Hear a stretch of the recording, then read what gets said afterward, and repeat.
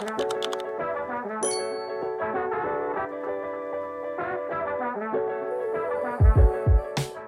guys, if you're new here, my name's Lottie, and if you're a subscriber, welcome back. It's been so long since I've been able to just kind of sit down and talk to you guys. I'm really excited to do a vlog today. So we're gonna do like a November bookish reset vlog. I love when the first of a month falls on the weekend, and especially when I'm gonna be home that weekend with like not many plans, because I'm really just able to use that time to kind of reset and prep for a new month. So I'm super excited to do that with you guys today. We're also just gonna do some like fun bookish things, a couple of different fall things that I didn't quite get around to that I want to finally get to, and just kind of resetting and getting organized. I will say I'm not gonna be doing any reading journal stuff in this video. I do usually try to update my reading journal in like monthly reset or doing bookish things vlogs, but I'm actually so incredibly behind on my reading journal. I haven't updated it since August.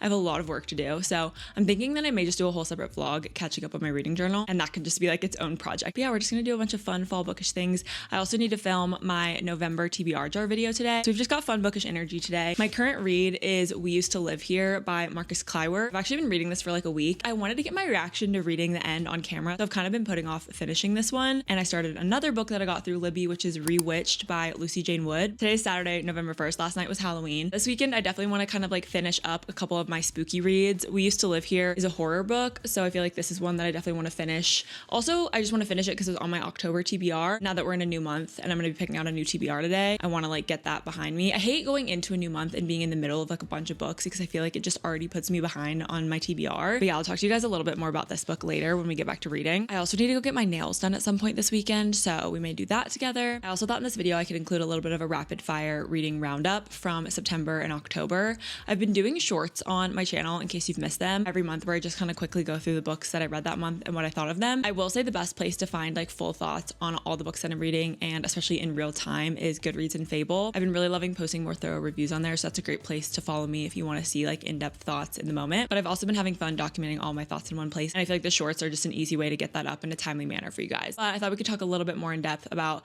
some of my standout reads so far from the fall. So those are a couple items in the lineup for today's video. I'm going to timestamp everything out down below, so if you want to skip around to different parts of the video, feel free. I totally understand if you're more interested in certain things than others. Last little thing for the intro, if you have been following me for a while, you would know this is the second bedroom in our apartment. It's like the office, the reading room, where I film most of my videos, and I have a hybrid corporate 9 to 5, so I work from home quite a bit, and I have a desk in here, so this is like my home office. And back at the end of August, I was just really craving a change, so I ended up reorganizing this room, and I swapped my desk and the couch in this room, but I ended up switching them back. So that's why I'm sitting back in this spot at my desk chair. If you see what's behind me, you would kind of like know the layout, but basically I just was like over the change, and I realized that my desk was indeed better in the spot that it was originally in. But I enjoyed the change for the time. It doesn't take long to swap them around, and sometimes it just helps things feel fresh, but I have moved those back in case you were wondering, or in case you noticed. So, okay, those are all my updates. Let's just jump into the first reset activity. Okay, so the very first thing I like to do when we hit a new month is, of course, pay rent, which is always really depressing. But after that, I reward myself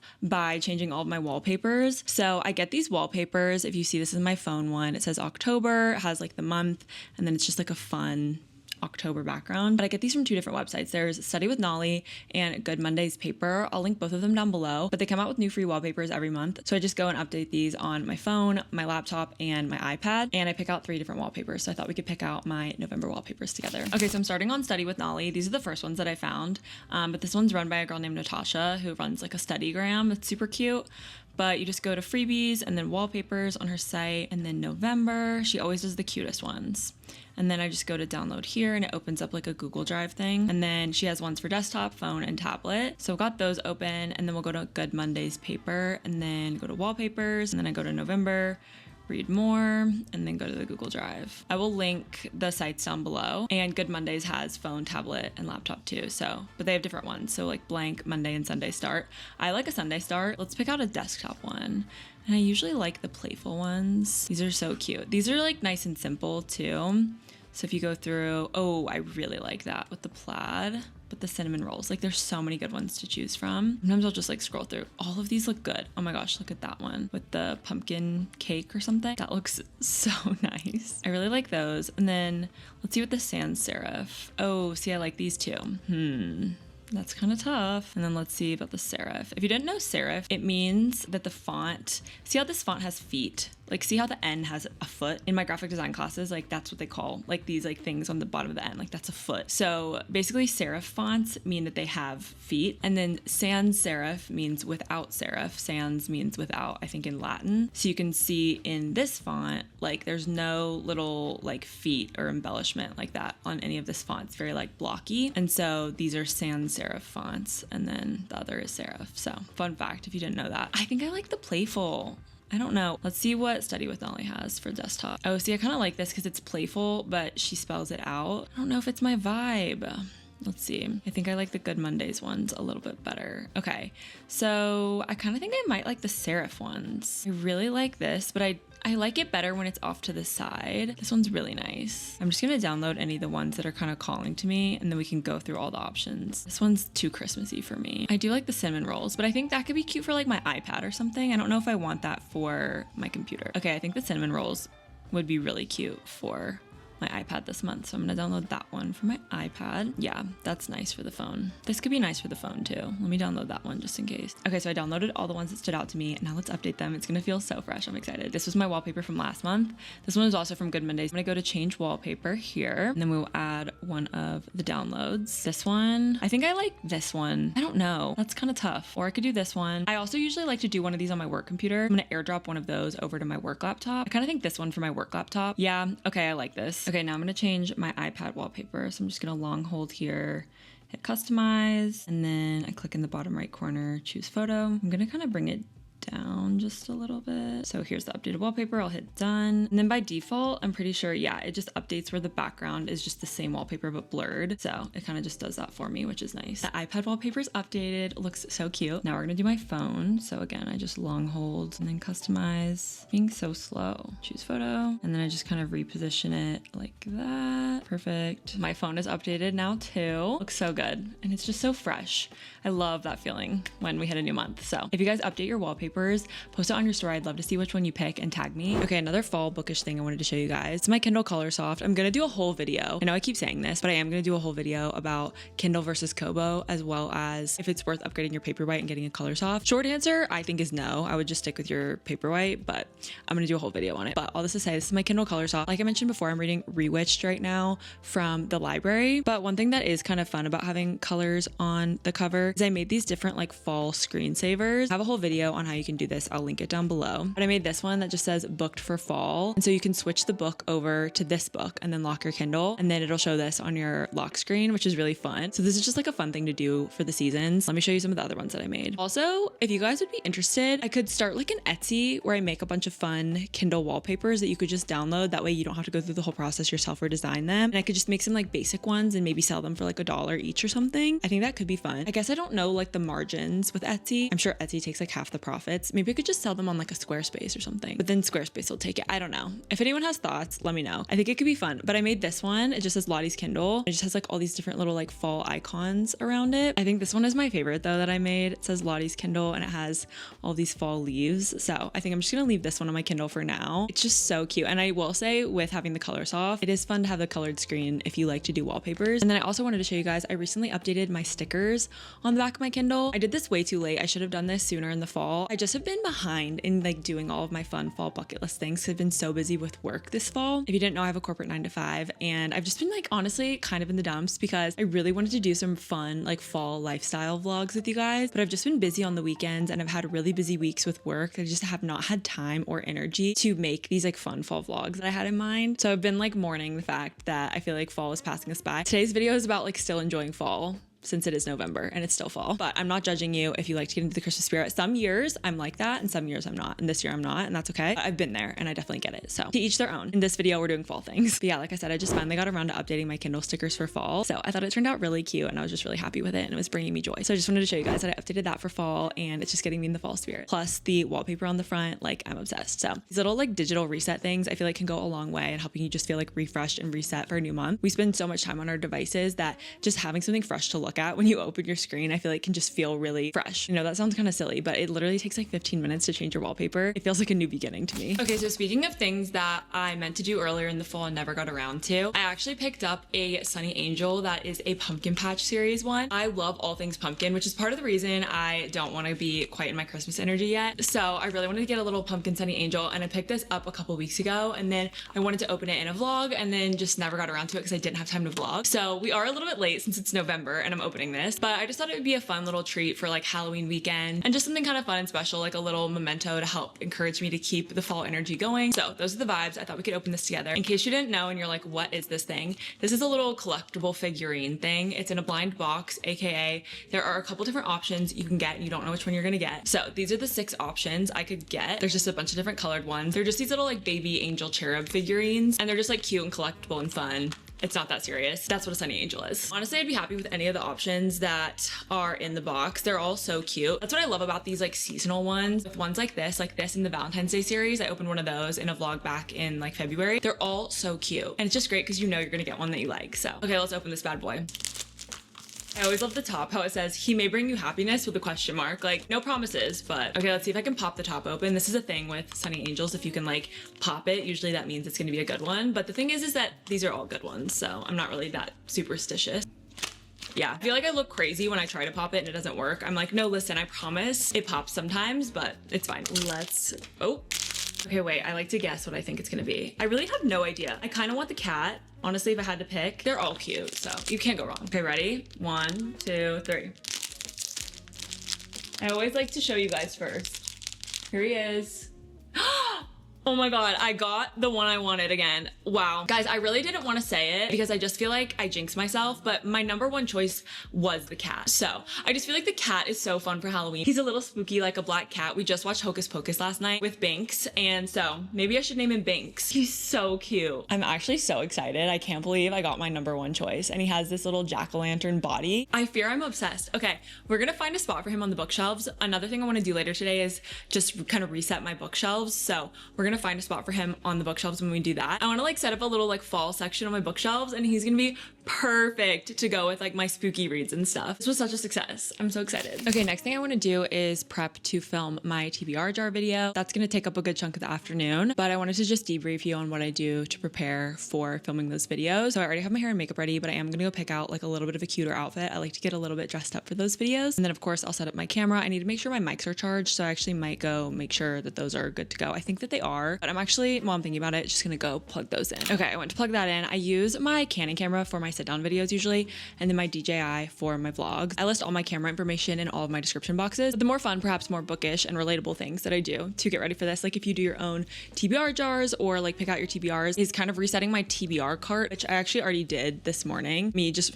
Let me just roll you over here. Selfie with my TBR cart, just me in the cart. But yeah, I just added all of the books that I didn't get to in October back to the cart so that it's completely refreshed and reset. And I just kind of tidied it up too, because sometimes it just gets a little like disheveled throughout the month. And then the very last thing I like to do to prep for my TBR jar videos is get my little graphic together. If you guys watch those videos, that video should be up by now, so you can go watch it. I just show a little digital graphic for the month that has all of my like e-reads that are on my radar for the month. Not books I'm definitely gonna read, but just books that I've been wanting to read that I don't own physically that feel like seasonal, or if I have like an arc or the audiobook or whatever. Here's what it looks like this month. So I'm just gonna download that, airdrop it to my iPad, and then it should be good to go for filming. Okay guys, I'm all set up to film my November TBR video.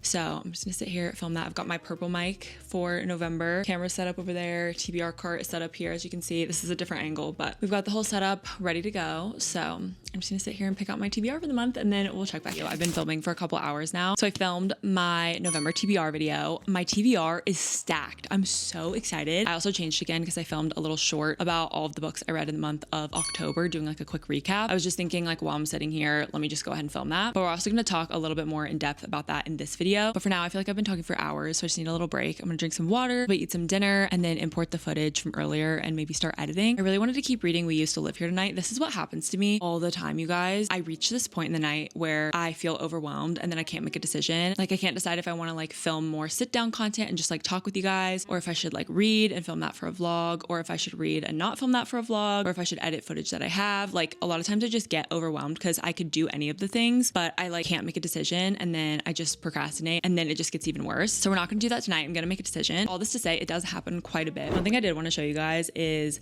me resetting my currently reading shelf. I know eventually I'm probably not gonna be able to have this shelf because I'm gonna need to use it for storage. I feel like I'm already kind of getting there, but I just really like having this shelf. So this is like the top corner shelf of my bookshelf. This is what it looks like. I have all of my little pumpkin Halloween things over here. This coffee is fine to not be refrigerated, by the way. I had this idea to do one of these little drink carrier photos. I'll put one on the screen so you know what I'm talking about. But a photo like that for my Bookstagram, but I just never got around to like shooting it. So I've just been saving that, and now we've passed Halloween. So I may or may not still do it. And then I just have all my little like fall buddies right here. They're not really styled, but that's fine. But usually what I keep on this shelf is on the left, I keep my TBR for the month. And then on the right, I stack up the books that I've read that month. So it moves from left to right throughout the month. So I have my October reads over here, which we're going to talk about later in this video. So at the end of every month, I can just pull these down, film a little wrap up video or talk about them in a video, and then put them away on the shelf where they go. Okay, so now I've kind of reset the shelf. So over here on the left, I keep all of my TBR books for November. And then as I start reading them, I pull them off the shelf. And then once I'm done, I stack them over here. So it's empty over there, obviously now, but that's just kind of my process each month. So I can kind of visually see throughout the month how I'm doing on my TBR and what all I've read so far. So if you ever see this shelf in the back of my videos, you now know what's going on that shelf. Okay guys, I've gotten cozy in my PJs, but I wanted to show you, I actually ordered these 2 blankets from Book Babe Designs. I got like my favorite bookish sweatshirt from this same online shop, and I follow her on Instagram. I just love all of her stuff. She's so talented, and I think she's going to be rebranding the shop soon. I just wanted to mention that because I do think the name's going to change, but she does all of her artwork herself, and I've just been really wanting to support more independent artists lately, especially with everything that's going on with generative AI and all of that. So I'm obsessed with these blankets. I haven't opened them yet. I'm so excited. I thought we could open them together, but they're just 2 kind of like fall, winter, cozy, bookish coated blankets. So they're going to be perfect for curling up and reading or editing. Honestly, I was just going to get one of the blankets, but both the designs were just so cute, and I could not make up my mind which one I liked more. So I was like, you know what? Why not both? I thought we could open these together, and then I'm gonna throw them in the wash while I'm having dinner. I'm so excited to see them, and I just wanted to show you. Here is the first one. It's so soft. Oh my gosh, it feels like a Barefoot Dreams blanket. This is the best purchase. Guys, I'm so, stop. She also included these cute little bookish stickers. Always love a sticker. Okay, this is the first blanket. I love it. I just love a blanket. Listen. And it's one of those things that I never want to spend money on, but I literally use them every day. You know what I mean? I just love the colors in this. I feel like the colors in our apartment, we have a lot of like blue and green kind of accents. And so I just thought this would go with everything. It's very subtle. So this is like a book, but it kind of looks like a flower if you're not really like knowing what you're looking for, you know? Because there's flowers here, and it's just kind of printed like that all over. I really like for something like this, for the bookish element to be a little bit more subtle, so I could like keep this in the living room and it's not overtly like there's books printed all over it, you know? Not that that would be bad, but it just makes it a little more versatile, I feel like. So that's the first one. And then the other one, this one's a little bit more like woven. I don't think it's gonna be quite as soft, but I could tell that texture from the photos. This one is also just incredible. It's a little bit more like a wool kind of blanket. I don't know what you call this. Like we have blankets like this at my parents' house, and I like don't know what you call them, but yeah, it's a little bit more like woven wool kind of blanket. Stop. I love it. This one's gonna go in the office, but look at this one. I'm so obsessed with it. This one's a little bit more like overtly bookish, which is why I got this one for the office. I thought it'd be so cute on the couch in there, and it would match kind of like the colors and everything. You've got like books with hearts on them. You've got like bows, flowers. It's so cute. I love it. So that's everything from my Book Babe Designs little haul. I'm gonna go throw these blankets in the wash and eat some dinner. Hi guys, my microphone's charging, but I'm just having a cozy editing night. It is literally midnight and I'm still editing. I've been editing ever since I talked to you. The clock changes tonight, so even though it's midnight, it's really like 11 p.m. I'm trying to use that as a reason to stay up a little bit later. I really want to get this video edited because I really want to get it up tomorrow on Sunday. So I'm just gonna kind of lock in, and I might be a little tired tomorrow, but these are the things I have to do to keep you guys fed. The blankets are clean. I'm obsessed with them. This one, the more like woven one, matches the pillows on my couch perfectly in the office. Like, it's actually such a sleigh. And then I'm cozied up with the fuzzy one right now while I'm editing. and I'm in my Snoopy pajamas. Like, if I'm gonna have to stay up late working on stuff, at least I'm surrounded by my cozy stuff. So yeah, I didn't get to finish my book tonight. Anyways, I'm just gonna edit for the rest of the night, but I will see you tomorrow.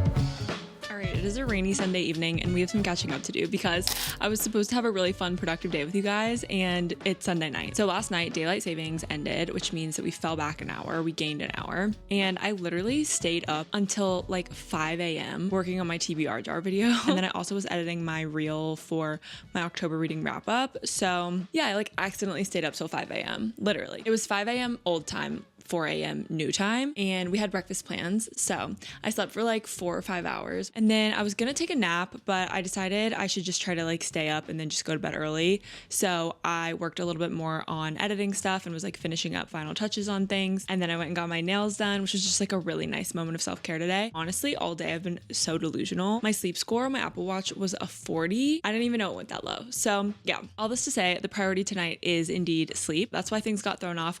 This is very common for me, just so you guys know. And this is why I kind of struggle with time management sometimes, because I take things too far, especially video editing. It literally sucks me into a hole and I cannot stop until it's done. And then I literally will screw up my entire sleep schedule because of it. And then it'll take me like days to get back on track. And then I get behind and blah, blah, blah. You don't care. I wanted to get that video up though for you guys on Sunday. Today's Sunday, because I know I love having a new video for my favorite YouTuber on Sunday. I just feel like Sunday is like the YouTube day. So I'm really glad that I got that up, but it did kind of cost me quite a bit today. So I'm obsessed with my nails. I went and got them done. They are navy and I got chrome on them. I've been wanting to do navy for a little while now. I usually don't go for the darker nails, but I just feel like it's working. I don't know. So that was my little self-care moment today. And then I just had dinner. Anders and I watched Survivor. So that's why I'm checking back in with you guys now. But before I go to bed tonight, I do want to lock back in on We Used to Live Here. It's just about 9 o'clock, so I could read for an hour or two and still go to bed at a reasonable time. This is left over from my October TBR, so I'd love to knock this out this weekend. It was kind of my goal to finish this before the end of the weekend. Also, I've got my new blanket on the bed. It's washed and clean. This is the cozy, like fuzzy one. I'm obsessed with it. So yeah, I think I'm just gonna curl up, read my little horror book. I hope I don't get too freaked out. I feel like it's not that scary. I thought it was gonna be scarier, honestly. I remember so vividly reading The Silent Patient when I was getting back into reading. That was like the first thriller that I read. And the way that I like nearly pulled an all-nighter reading that. I stayed up till like 2 a.m., went to bed, and then woke up the next morning and finished it before work. And I had to like go check my door was locked. Like I was getting scared. And I'm just like, I don't know. I think I'm just jaded, honestly. This book's definitely creepy so far, but I'm not like checking to see if the door is locked. You know what I mean? That is my scale for like how scared I'm feeling. In case you haven't heard of this book, I wanted to give you a quick plot synopsis so we're all on the same page. In this book, we're following a young queer couple, Charlie and Eve. Charlie and Eve like to flip houses, and they found this great deal on an old house in this really picturesque neighborhood, so they decided to buy it and move in. As they're working on renovations one day, there's a knock on the door. Eve opens the door and finds a man standing there with his family, claiming that he used to live there. So he asks her if it would be all right to show his family around, and Eve, ever the people pleaser, reluctantly agrees. But as soon as the strangers enter the home, weird things start happening. Even weirder, the family can't seem to take the hint that their visit should be over. And then when Charlie suddenly vanishes, Eve starts to lose her grip on reality. It seems like something is super wrong with either the house or the family, or maybe Eve's just losing her mind. I started this book on audiobook last weekend and got pretty far, and then I listened like maybe 1 or 2 days this week, just like here and there. I've been kind of holding off because I wanted to film my reaction to the end of the book because I have a feeling it's going to get kind of crazy. I'm on page 140, so I'm just about halfway. Overall, my thoughts and feelings on the book so far, I'm liking it, but I'm not obsessed. I feel like for a while in the setup of this book, I was kind of curious what the like horror element was going to be, like spirits and ghosts, or is it going to be like murder? And I'm still kind of getting my bearings on all of that, but I think I'm starting to get a better sense of what to expect with the plot and the story and stuff. So I'm curious to see where it goes from here. I feel like things are heating up. I'm gonna sit here and read for a little while. Hopefully it doesn't get too scary and keep me up all night.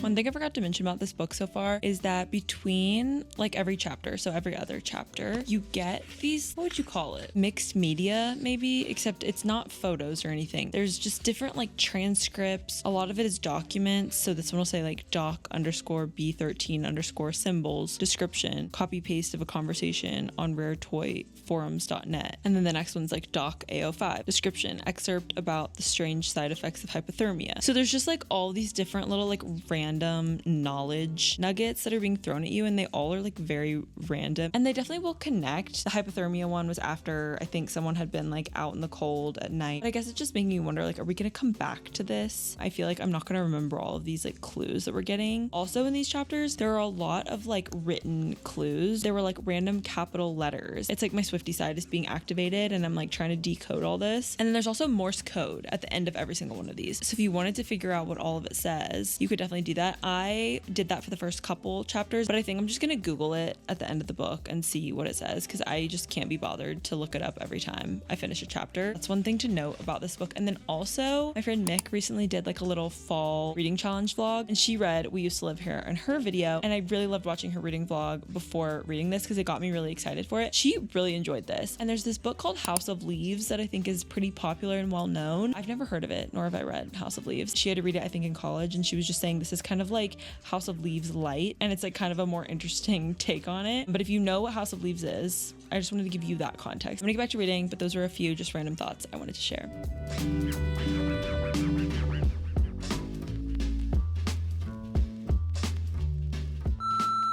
This video is turning into quite the extended reset. I need to wrap it up so we can start editing, but I still haven't finished my reset things. I just got off of work. It is 5:30. I had a work from home day today and it was pretty busy. I got up to page 207 and We Used to Live Here, so I still have quite a ways to go, but my plan is to finish this up tonight finally. I'm like actually so depressed because it's 5:30 and I can see the sunset. And it's just like, you know. But before I sit down and finish this book tonight, I thought we could sit here and talk about all of the books that I read in September and October and just have like a little bit of a yappier wrap up moment. But I just thought while I have you here and while we're kind of getting into some of the last bits of fall, I will tell you about some of my favorite fall reads. But the very first book I read in September was actually The Assassin's Blade by Sarah J. Maas. This is the prequel to the Throne of Glass series. A lot of people say to read this third. I read it first. I liked reading it first. This has been my favorite book actually so far that I've read. So you'll see I've read up through kind of midnight so far, but I just really enjoyed this. Like the more that I think about it, the more that I liked it. I think that if you're more of a character-based person, you should start with The Assassin's Blade. But if you're more of a plot-driven person, you should start with Throne of Glass. So that's kind of my like assessment on where to start. Overall, I really enjoyed this. And if you didn't know, it's 5 little novellas. So if you're also feeling like intimidated to start Throne of Glass, it's very manageable. You could read this, take a break for a month or 2 or 3, and then come back to Throne of Glass and actually start it. It just is like a really nice preview into the world without actually having to dive into the series full force yet. So you can kind of see if you like the writing, you can see if you like the world, the characters, stuff like that. And I feel like a lot of people think that this is gonna like spoil something. I don't think it does. I think honestly you get more spoiled if you read this third, and I also think if I had to read it third, I would have been like so annoyed. I think I just would have like lost all my momentum with the series to have to like go back and read this. I'm so excited to jump into Heir of Fire next, but I understand where people are coming from when they say to read it third as well. I think that would be a good choice too, and I think both are valid. So I gave this a 4.25 stars, really enjoyed it. Next up, I read The Women by Kristen Hanna. I actually listened to most of this on the audiobook. Julie Whalen narrates it and I was able to get it through my library, so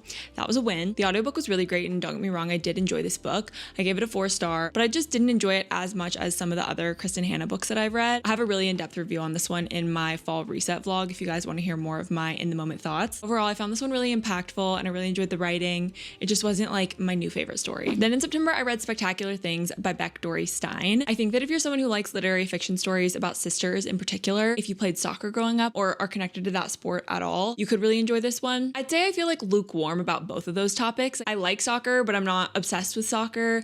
I like stories about siblings and sisters, but I don't personally have a sister. Sometimes just depending on the characters, I can find it more or less engaging. I thought the concept for the plot of this book was really good, really interesting. There's kind of this like central conflict that gets presented at the beginning of the novel between the sisters, and then you go back and you get their whole backstory and you build back up to this like tension and this like conflict, this moment that you read about in the beginning. I think for me, I just wish that we would have had a few more like flashbacks to the present day throughout the story to kind of like build the tension and just kind of speed up the pace a little bit. I felt like it got a little slow in the middle, and I don't think that you have to read it in the summer at all, even though the cover is giving very summer. Okay, next up in September, I read An Introvert's Guide to Life and Love. This was a really cute little rom-com, but it was set in the summer and it was released in September, and I just wish that it had been released at the beginning of the summer because this is the perfect beach read, especially if you are like a work from home corporate girl. This book follows our main female character, Mallory, who, yes, she's introverted, but she just loves her lifestyle. She loves her work from home job. She loves treating herself. She mostly hates being inconvenienced, which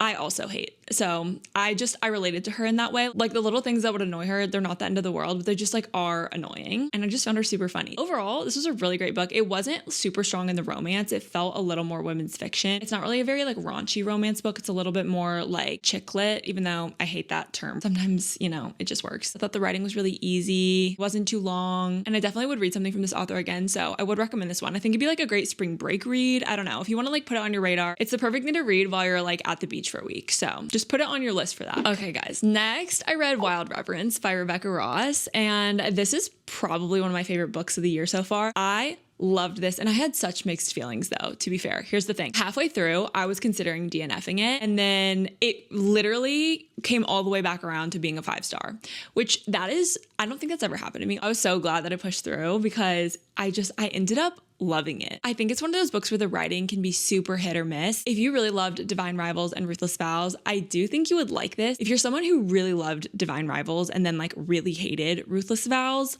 I don't think you would like this. Does that make sense? Like between Divine Rivals and Ruthless Vows, I would still pick Divine Rivals, but I also still really loved Ruthless Vows. Wild Reverence it does have a little bit more of like an adult tone to it. If you want something that's like high fantasy, but still kind of like whimsical, it's so nice that it's a standalone. I felt like the first 20% of the book was packed with action. A lot of people felt bored in the first 20% and then got really into it after that. I kind of felt the opposite, where the first 25% was like so good, and then it got slow, and then it picked back up at the end. It starts off with a lot more like fantasy world building, and then in the middle it gets more into the romance. I found the romance, I don't know, kind of feel like the main male character in this book, his name was Vincent. He kind of just felt like Ken to me. Like I'm obsessed with Matilda, who's our heroine in this book. Sure, Vincent's fine. Like I'm happy for Matilda. I wasn't necessarily like obsessed with them together, but I was so obsessed with Matilda that I didn't really care, and I was just happy for her. And I do feel like for me, the reason this was a 5-star is because of Matilda as a character and because of the writing, not because of like this amazing love story, I guess. I also think that if you're a fan of One Dark Window, Two Twisted Crowns, you would like this. I feel like it has very like lyrical writing in a sense, very descriptive writing. And I kind of feel like it has that same like almost poetic vibe that One Dark Window can have at times. So yeah, I mean, overall, this was phenomenal. It definitely may not be for everyone, but it's still a book I would pretty much recommend to anyone. The next book I read in September, I mostly listened to on audiobook through Lero FM, and that's Girl on Girl, How Pop Culture Turned a Generation of Women Against Themselves by Sophie Gilbert. I feel like this is a really tough book to rate, but overall, I found this book very sharp, very well researched, very thorough. I feel like in this book, I especially enjoyed the opening and like the closing chapters. I felt like they sandwiched the rest of the research in a really interesting way. And then when it comes to the actual research and like deep dives and explorations into certain things, I definitely would say like some of it interested me more than others. But I will say I feel like the writing style, like the actual writing in this book, sometimes felt a touch too academic given the likely reader. I wanted the tone to feel a little bit more like me and my best friend getting lunch together and not a college class. And it definitely just felt a little bit more like a professor lecturing, which isn't a bad thing. I think it gave it credibility, and I think that probably was needed given the fact that a lot of people would probably write this topic off as something maybe vapid. So I also can understand like why that decision was made with writing style. I think I just at points was wanting a little bit more of like a human connection moment rather than it feeling like more textbooky, I guess, if that makes sense. But the subject matter I think is really important, and I think if it's something that interests you, you probably would be interested in the book. But I think ultimately my takeaways from this book were things that were kind of already in my belief system. I definitely did have a little bit of bias with this book of it like affirming things I already believe, if that makes sense. Ultimately, if you're wondering how pop culture turned a generation of women against themselves, it's because all of the men in power didn't care. Exploiting women's insecurities and their reputations becomes the fastest way to make money in this environment and industry. So yeah, it was a really uplifting read because the cycle just continues, you know, it like we still are kind of on this train. So that also was like slightly depressing. Okay, and then the last book I read in September was It's Different This Time by Joss Richard. I loved this. It was so good. This and Wild Reverence were my two favorites from September. If you need a good fall romance book, this one is so good. It's kind of a second chance trope. It's also kind of like Friends to Lovers. Honestly, this book reminded me a lot of the book Friends to Lovers that I read over the summer, but like everything I didn't like about that book was fixed in this one. Honestly, I would even potentially bump this up to 5 stars. I thought it was really great. No, actually, it was 4.5. There was something that the main female character did during the like central conflict towards the end that like really annoyed me, and I kind of just couldn't get over that. Honestly, you could read this probably any time of year. I feel like it's marketed for fall, and it would be great to read in the fall, but there's not all these like fall activities. There's not like a, you know, fall festival and like a hayride and a pumpkin patch. Like there's none of that stuff. So you also could get to this one like in December. This is mostly just like a cozy read, I would say. Most of it's set in New York. This is a debut novel from Joss Richard, and I I would definitely read another book from her. It was just the right balance for me where it was easy to binge, but not like overly flowery for a romance book. I thought it was really nice. So those are all the books I read in September. I'm gonna put these away and we'll talk about October. I've officially talked through the sunset and it's just after 6. So guys, I knew this was depressing, but I forgot how depressing it is. It's literally pitch black outside. Oh my God. Okay, now let's talk about my October reads. I'm pulling up my Fable. Also, sorry about the lighting. It bothers me probably way more than it bothers you. It's fine. Okay. I hope this lighting is giving like cozy, glowy fun and not like stale low light office, but I'm doing my best. In October, I started off with Throne of Glass by Sarah J. Maas. I was like, okay, it's time to come back to this. And then right after I finished Throne of Glass, I jumped into Crown of Midnight. So these are books 1 and 2. And in case you missed it, I did an entire spoiler reading vlog. So I'm gonna keep my thoughts pretty high level and of course, spoiler free. I thought these books were both good, but not like, I don't know, earth-shattering. They kind of set up the premise of the world and I had a lot of fun reading them. I think it's hard to separate the hype that this series has from the objective reading experience. And because so many people love this series and these books, it made it a lot more fun to read them and I enjoyed it more for that reason. So I think it's near impossible to separate like the implications of reading these books from the actual reading experience because it's just so much fun to text my friends about my thoughts and my reaction and it just makes it more enjoyable to read them. So I will say there's that. Honestly, enjoyed these more than I expected to. I think I enjoyed them more because I read The Assassin's Blade first. It made me care about our main character Selena a lot more. And then with the way things ended in Crown of Midnight, I'm just super excited to dive into the next one. So I can't wait. These were like 4-star territory for me. These were great. I enjoyed them. I think they're good setup books, but they're not, I don't know, spectacular. Okay, then I read Julie Chan is Dead and I read this on my Kobo. I gave this 3 stars. Here's the thing. I thought this was objectively a really good book. It just like wasn't the book for me. I think if you like weird girl lit or horror books, you could really like this. I kind of thought I was getting myself into more of like a literary thriller. The concept of Julie Chan is Dead, there are these twins and they end up living different lives because their parents die when they're really young. One of them goes to live with family and the other one gets adopted by this like wealthy family in New York. So the twin who was raised in a more like affluent community ends up becoming this like famous lifestyle influencer. And then the other twin is really struggling. Her aunt who she lives with is like pretty verbally abusive, I would say, or just like manipulative. And the 2 sisters have like no relationship even though they know about each other. And throughout the book, you're following Julie, who is not the influencer twin. And she ends up getting this call, this like voicemail from her sister being like, help, or something like that. I don't know. They have like met in the past, but Julie's twin sister, Chloe, expressed that she didn't really want anything to do with Julie. So they like have each other's numbers, but they like don't talk. So anyway, Chloe calls Julie and is like, help, whatever. Julie shows up. Chloe's dead. And then Julie just like takes over her life. And it's like so chaotic because they're identical twins. And she's like, actually, I'm just going to be a famous influencer. I'm going to be Chloe. It literally can't be worse than my life right now, which is like so crazy. But yeah, so I kind of just thought I was getting into this like literary thriller drama and it took such a turn that I did not expect. It was definitely a little bit more like horror. And there's just like a lot of commentary and themes around like identity and privilege. But I think I just don't prefer to explore those themes through a book in this kind of genre. I think I just prefer it in more of like a literary fiction kind of genre, and that's okay. So that's why I felt like it wasn't really for me. But if you do like books like that, they're just like weird. This one was like good weird, but weird. Okay, then I listened to Vera Wong's Unsolicited Advice for Murderers. You guys told me I had to listen to this one, and you were right. I listened to Dial A for Aunties over the summer, and I loved it. That's like one of my favorite audiobooks of the year. And I was kind of disappointed because I didn't love this one quite as much as Dial A for Aunties, but I did still really, really enjoy it. If I had to pick a fave, it's going to be Dial A for Aunties, but this one was still good. I felt like our main character Vera kind of carried the story though, and I wasn't super attached to any of the other side characters, and I just wish I'd been a little bit more invested in some of the other like subplots and stuff. The mystery also is kind of like meh. It's like pretty predictable, and it's kind of just like a cozy read. I think if you're someone who often gets scared by mysteries, this one's not scary at all, and it could just kind of like get you into the genre a little bit and like get your feet wet a little bit, but it's really not like a mystery. It's just kind of a crowd pleaser, honestly, and it was pleasant. I liked it. Okay, next up I read The Very Secret Society of Irregular Witches, and this is a new 5-star for me. This is not going to be a 5-star for everyone. I would hope that you would give it 4 stars, but you know, to each their own. But this is just like such a cozy book. I loved it. It's not really a romance. It's more just like a cozy found family kind of like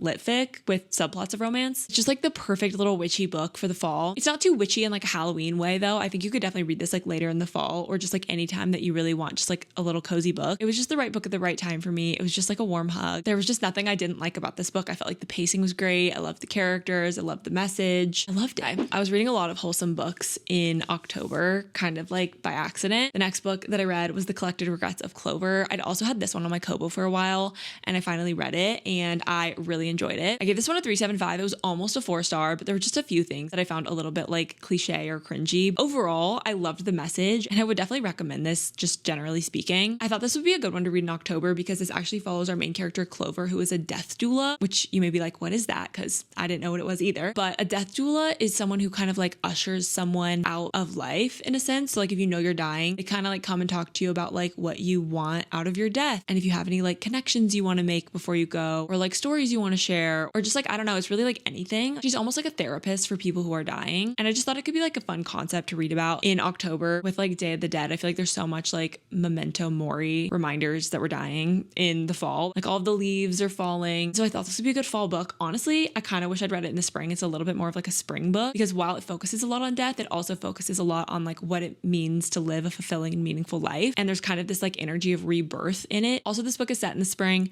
It's set in New York, which I really enjoyed. And the main character Clover is just like quirky. She's bookish. She can be a little annoying at times, but overall I found her pretty endearing. And I really like the story. This is a debut novel from Mickey Bramer and she has another novel coming out next year. So I'm excited for that. But yeah, I'm glad I finally read this and I thought it was good. Okay, then the next couple reads are just kind of like not that exciting. I read Tourist Season by Bryn Weaver. I had an arc of this, so I wanted to read it so I could review it for my NetGalley ratio. I'm not gonna lie. And I ended up giving this one a 2.5 stars, which is very harsh. I was feeling very dramatic in the month of October. If I loved a book, I really loved it. And if I hated a book, I really hated it. I almost DNF'd this book several times. I DNF'd Scythe and Sparrow earlier in the year and I just felt bad. I didn't want to DNF another book from Bryn Weaver because the thing is like it was never a bad book. I just like found myself not caring.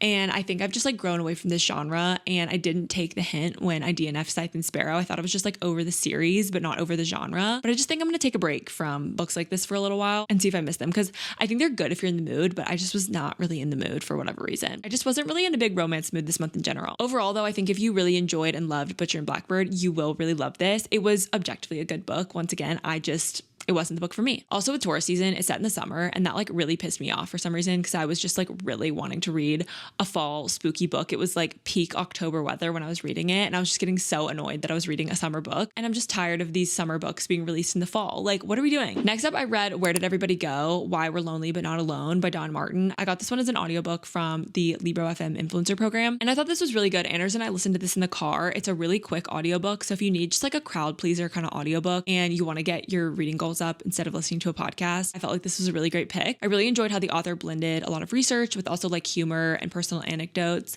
I think there was a lot in this book that I did already know, but there were a lot of really helpful reminders and it just felt like a comforting book to listen to and I really enjoyed it. So I thought it was good. Okay, and then another audiobook that I listened to was Almost 30. I got this one recommended to me from a friend because we're curious and we both like wanted to learn more about Saturn return, which is like an astrology thing. When you're about to turn 30, usually you're in your Saturn return, which just means that there's like big life changes. You go through one every 30 years. So you can have 2 or 3 Saturn returns in your life. So that's why I started this one. And I did enjoy learning more about like what is Saturn return, but then it just kind of like dove into all these other topics that I didn't really care about. And it was very LA, very woo woo, very holistic. And there was just a couple things in the book where I was like, okay, you guys are losing me. I do like something that's a little bit woo woo, but it gets to a point where you're going to lose me. I'm like somewhere in the middle between like very realistic and like very spiritual, I guess. And so for me, I have to find the right blend. And this one was just like a little too heavy-handed with that. Also, if this book looks interesting to you, I would recommend getting the physical copy because there's a lot of journaling exercises and meditations and stuff. And I just felt like it wasn't well suited for an audiobook for that reason. But I did enjoy the narration a lot. The authors also host a podcast called Almost 30, which made it a really interesting book to listen to because they were super comfortable narrating the book. So that also just felt like counterintuitive to me because you would think that like the audiobook would probably sell more since they do a podcast. But then I would be driving and they would be like, close your eyes and do this meditation. And I was like, well, I can't do that. So yeah, I guess just something to keep in mind if you're curious about this book. Okay, my other standout read of the month was Frankenstein by Mary Shelley. This is so good. I gave it 5 stars. Like,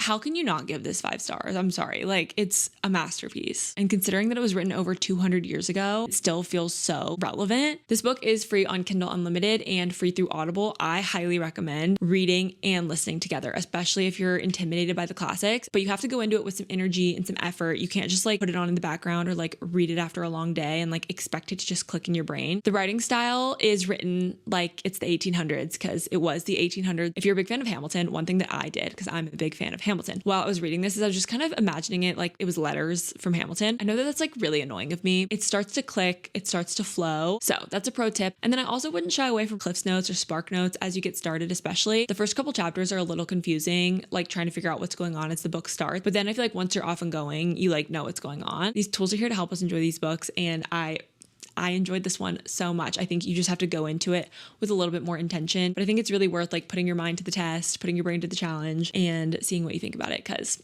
I loved it. It was stunning. And then after I finished the book, Anders and I went to go see the movie in theaters, and it was so great too. It's not like my new favorite movie. There were a lot of changes from the book that I was a little critical of. The movie on its own is wonderful. I just think when comparing it, the book was so fresh in my mind that I was feeling a little extra harsh, but the movie was really great. And the last book I read in October was Big Fan by Alexander Romanoff. This is a little romance novella through Kindle Unlimited. I just needed like an easy Kindle read while I was having a busy work week, and this hit the spot. Like it was just like a nice, fun little romance. I don't really have that many complaints, but I also don't have like a ton of compliments to give about this book. I found it entertaining, but I wasn't like overly connected to the characters. I think because it's such a quick story, you don't really get the chance to go that deep with them, and that's totally okay. It's also for my fanfiction girlies. It's like a one of them is famous trope. So he was the lead singer of her favorite boy band, and now they're grown up and they have this like romance. I just have never been obsessed with the like one of them is famous trope stories. This one was just okay to me. It was a nice little palate cleanser after Frankenstein, and I enjoyed it, but I'll probably forget it. So those are all the books I've read in September and October. A couple of my standouts, quick thoughts, recommendations, reflections, all that good stuff. Now I'm going to go try to make some progress on my November reads because it's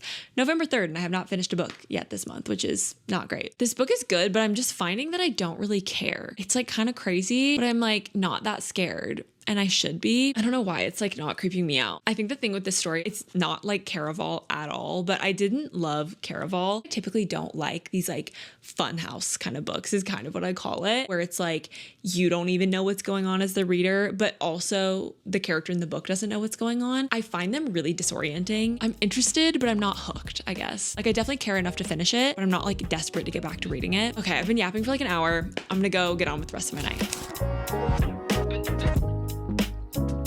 So I got back to reading my book because I was determined to finish it tonight, and I was getting towards the end and crazy things started happening. But first I wanted to get these muffins in the oven, so I had a nice treat waiting for me, but I switched over to the audiobook while I made them. I will put the full recipe on the screen if you want to make them too, but I started by grabbing all of my ingredients and pulling out my KitchenAid mixer, who's truly the star of the show in my kitchen. I put all of the wet ingredients in one bowl, which is 2 eggs, a can of pumpkin, some melted butter, and vanilla that I absolutely have to smell every single time. And then I just put that in the KitchenAid mixer to mix. Then in another bowl, I mixed the dry ingredients, which is flour, sugar, baking soda, baking powder, salt, and of course the pumpkin pie spice. Once this was ready, I just added it in with the wet ingredients and also had to add a bunch of chocolate chips. Then I just filled up my muffin tins and put these in the oven. While they were in the oven, I sat back down with We Used to Live Here because I was getting to the end and I was unwell. I had to take my headphones off because things were getting serious.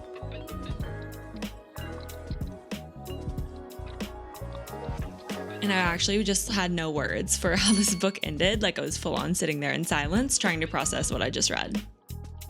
And right as I finished the book, the timer went off, so it was perfect timing. I pulled the muffins out and they looked so perfect and golden and gorgeous. So I set them on a cooling rack and was just thinking about what I just read. It is in fact 11:22. I finished my book though and the muffins are ready, so amazing. Ooh. This is the chosen one. Oh no. No! Ugh, this happens sometimes where they get stuck. Sometimes this happens just when it hasn't cooled all the way though, to be fair. Oh, okay. Yeah, that's bad. It just happened a little bit, not too bad. Okay, here we go, guys. I'll give you the big half because I'm nice. Anders does not know what it takes to be a showgirl. He keeps putting the microphone down. So I don't get muffin everywhere. Okay, back up so they can see you. We're dropping muffin all over the floor. You are. Not me. This is really good though. It's fire. Mm-hmm. Was it worth staying up for? I think so. Rude. I'm delusionally tired though. I've stayed up too late once again. I do this every night. It's like, you know, you revenge stay up because you want to have some of your time back. I am guilty of that, I fear. Okay guys, a couple other things I wanted to do to end off this vlog. I actually have some packages that I need to unbox. The first thing is actually kind of already unboxed, and that is this Happy Light Alba. I've been feeling pretty anxious about the time change because I definitely get a little bit of like the winter blues. I wouldn't say I get like full on seasonal depression, but I definitely just can be a little bit more prone to the winter saddies. I saw so many people recommending this Happy Light. We'll see what I think because I have a hatch alarm, which is like a different kind of thing. This is something you're supposed to like sit in front of for I think like 20 or 30 minutes a day. I need to look up the ideal instructions, but it says it's supposed to boost mood, increase energy, and improve sleep. So I'm here for that, but I have different lights and stuff. Like I have lights for my camera. I just wasn't sure if I needed this because I have other like artificial lights. So I'm like, should I just sit in front of my like camera light for 30 minutes? Like, would that be the same? And I wasn't really sure, but I decided I just wanted to try it because honestly, like anything that can help is worth trying to me. And I had a couple friends in my life recommend it. So I was like, okay, like if you guys say it works, I can come back and let you guys know maybe like in the new year if I feel like it's working at all. But I'm really excited to set it up and try it. I like anything that like enhances the mood or like creates an ambiance, as you guys know. And you can choose a hue on this between warm, white, and daylight. And you can also do timers with 10-minute intervals. And there's a couple different brightness levels. I just thought it would be worth trying, you know? So here's the Happy Light. It plugs in on the back with a USB-C, which is nice because that's what my phone, my iPad, like my Kindle, everything uses. I'll have to find a spot to plug this in and set it up, but I'll let you guys know what I think after I use it for a little while because like I said, I'm willing to try anything. Okay, and then the other thing that I'm super excited to unbox is actually a special edition of one of my favorite books of the year. We're gonna open this up. It's from Owl Crate, which I've never ordered anything from Owl Crate, but I did see Heather McClary got the Bury Our Bones in Midnight Soil special edition from Owl Crate back over the summer. And I was honestly so obsessed and like very jealous because I loved that book and that special edition is so pretty. Okay, but let's open this up. Guys, I'm so excited. I'm so excited. Okay, stop. She is stunning. Oh my gosh. In case you couldn't tell what it is, this is Wild Reverence by Rebecca Ross. I feel like this book has not gotten its flowers that it deserves this fall. I feel like everyone's been distracted with other releases and I need some people to read this because I just feel like it's been on the back burner for some people. Okay, I'm gonna be so careful. Also, side note, are we loving the blanket? Are we loving the blanket? Because like this whole, like look how well this all goes together. I'm obsessed. But anyways, I've never had a special edition that comes in a box like this. So is the protocol to keep the box? I would assume so. Like what else? I've literally never, the woman was too stunned to speak. Is it time for a reread? I literally read this like 2 months ago. It's so good. This book is slept on. You've got Matilda walking up to this castle and you've got like these scrolls kind of like coming out from behind the design. It's so beautiful. And then the back is like the castle more at large with these scrolls around it too. And it says Matilda's magic was about to rewrite all of the old myths. And then look at these frayed edges. These are insane. And it comes with a ribbon bookmark. Oh my gosh. And then it's signed and there's a note in the front. So I'll just read you what Rebecca has to say. Wild Reverence is set 600 years before the events in Divine Rivals. It's about a goddess named Matilda whose magic enables her to deliver letters and messages to all three realms, Underling, Skyward, and Mortal. As she learns to navigate the dangers of the divine courts, she also discovers a boy named Vincent in the mortal realm who dreams of her. Little does Matilda realize she and Vincent are fated to find each other beyond dreams, and when they do meet face to face, they set into motion not only an unlikely friendship, but also a doomed romance. For it has never been wise for an immortal to love a mortal. If you haven't read Divine Rivals, don't worry, you can still read and fully enjoy Wild Reverence. And if you're missing Iris and Roman, I think you will be delighted to find some foreshadowing in this novel. And Rebecca Ross is actually a local Georgia, like Atlanta metro area author, which is just like very special to me because she also is a UGA grad, which is where I went to school. So she's just like a huge inspiration to me. And I know bestie Jamie has read some of her other books and she recommends, there's another duology she's written that Jamie read that she really liked. So I think I want to read that next, but anyway. Okay, and then now we need to, oh my gosh, we need to look at the end papers. Like glowing in like multiple colors. I've literally never owned a book this beautiful. That's Matilda and Vincent, obviously. Look at the, oh my gosh. And then on the back, you've got Matilda and Vincent and you've got these like stars in the sky, which is part of the book. I'm not gonna explain now. You'll have to read to find out. And like her belt is a big deal. So just seeing that illustrated, it's so pretty. The outside of the book, like just the hardcover. So it has all of these constellations on the front, which which is important to the book. It says, a name shapes the divine as much as the stars do. And on the back it says, movement was destined to be my armor. I'm sorry, I feel like I'm going on about this for like 15 minutes, but like the edges also. Okay, well, wow. That just like made my day. Trying to be casual about this and it's proving to be very difficult. So also I think that this dust jacket is reversal. Guys, are we seeing the dust jacket? It's just like everything that could be done was done. I'm also realizing that I never give you my final thoughts on We Used to Live Here by Marcus Clywer, so I thought we could wrap up this vlog by talking about this absolute mind F of a book. I really don't know what I want to rate this book. I have very mixed feelings about it because on the one hand, it was a complete like fun house of a book. Like you just don't know what's going on. It's hard for me to enjoy a book when I just feel confused the whole time, and I feel like that was kind of the point of this book, was like to make you feel confused and scared. But to me, there's something a little less clever about that, where like it is an absolute mind F. It wasn't this book with some like big twist. At least I didn't feel like it. I feel like we got clues along the way that definitely like progressively led us to the insanity that was the end. I definitely still have a lot of questions too. I think ending a book like this with a lot of like open-ended thoughts and questions can be frustrating. I feel like I have more questions than answers than when I started the book, but it was a really fun ride. They're gonna make it into a movie, which I don't even know if I'll watch the movie because honestly, like I'm such a scaredy when it comes to actually watching horror movies. I could read like a horror or thriller book, but I'm way less likely to want to like watch it just because it's so much more like intense, I feel like sometimes when you like hear things and see things. But anyway, I digress. I think if you're a big fan of the genre, you should definitely read this and see what you think. It's very House of Leaves coded according to everyone.